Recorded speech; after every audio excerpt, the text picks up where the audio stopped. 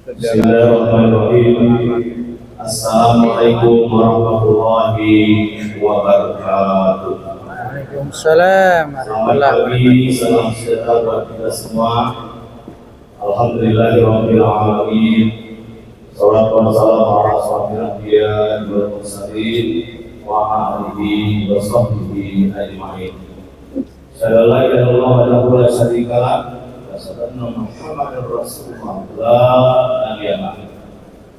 Pertama-tama mari kita bersyukur dan selalu bersyukur kepada Allah Subhanahu wa taala, Tuhan yang Maha Kuasa. Izin dan nikmatnya kita semua bisa berkumpul dalam majelis yang sangat mulia ini dalam keadaan sehat walafiat. Salawat dan salam mari kita kirimkan kepada Muhammad sallallahu alaihi wasallam.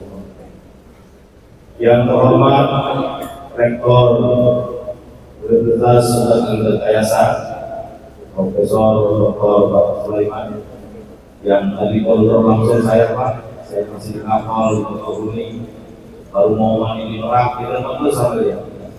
Saya baru dari Lampung waktu itu ingat di desa Margoiko, Kecamatan Jajagung. Jadi saya sebagai menteri desa tidak pernah ingat di hotel Pak, jadi harus pulang ingat di desa-desa.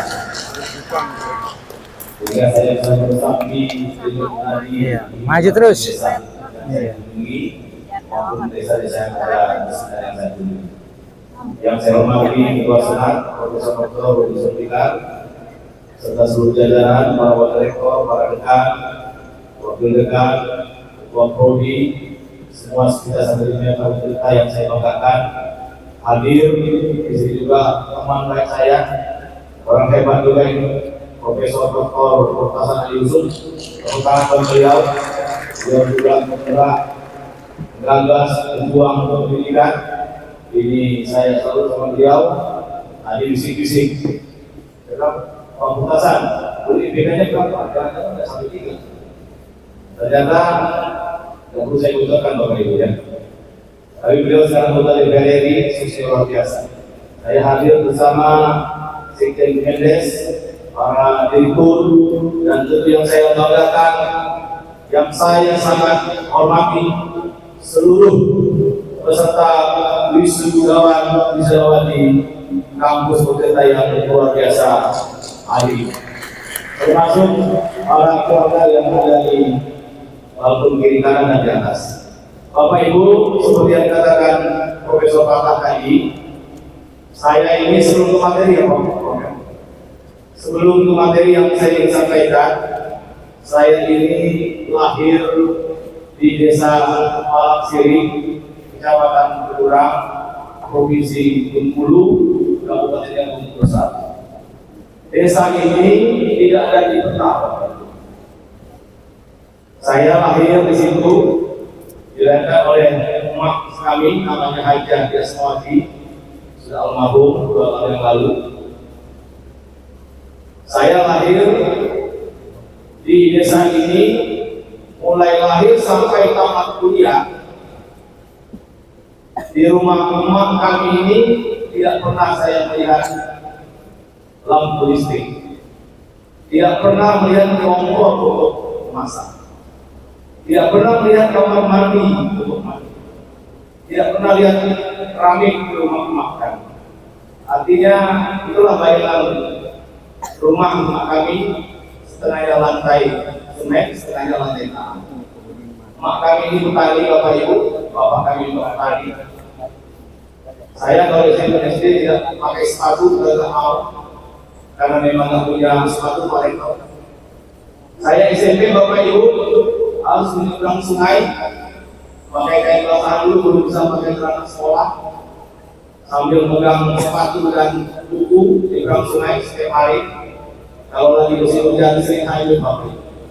Jalan kakinya kurang lebih 14 kilo, tidak ada jalan aspal, jalan tengah kering. Kalau hujan ya lagi kering, bukan seperti lagu-lagu yang kita dengarkan.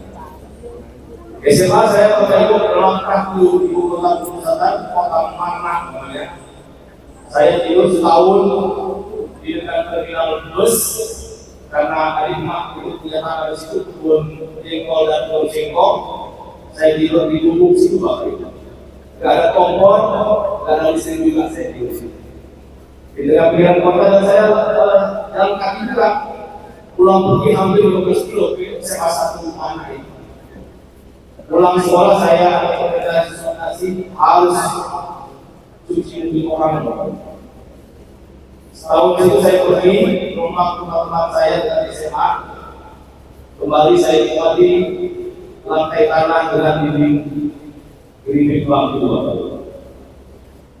Setahun saya sana, saya berjalan lagi tahun ketiga SMA saya dari rumah ke masjid.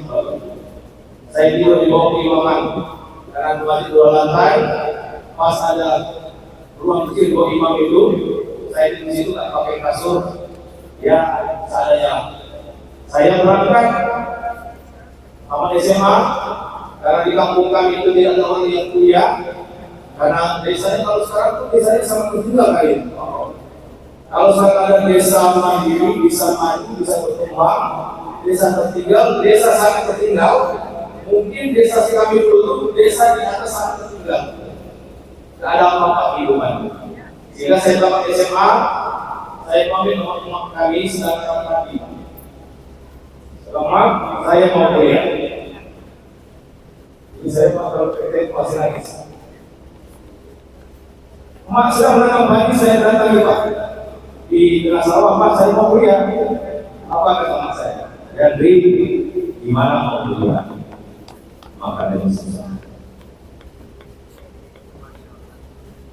Dan jarak antara desa ke Kepulauan Tulung itu 220 kilo dan saya belum pernah ke Tulung. Akhirnya saya berapa? Doa saja, restu saja. Insya Allah saya akan berdoa. Akhirnya saya berangkat Bapak Ibu dengan modal setengah karung beras menuju ke Tulung. Mama Bapak Ibu dan kami ingat mak saya sudah meninggal dunia. Nah, selama saya itu tidak Bapak Ibu, saya juga melakukan langkah-langkah yang menurut saya orang lain. Saya tetap banyak tidur di masjid Bapak Ibu. Saya jadi guru ngaji PPI.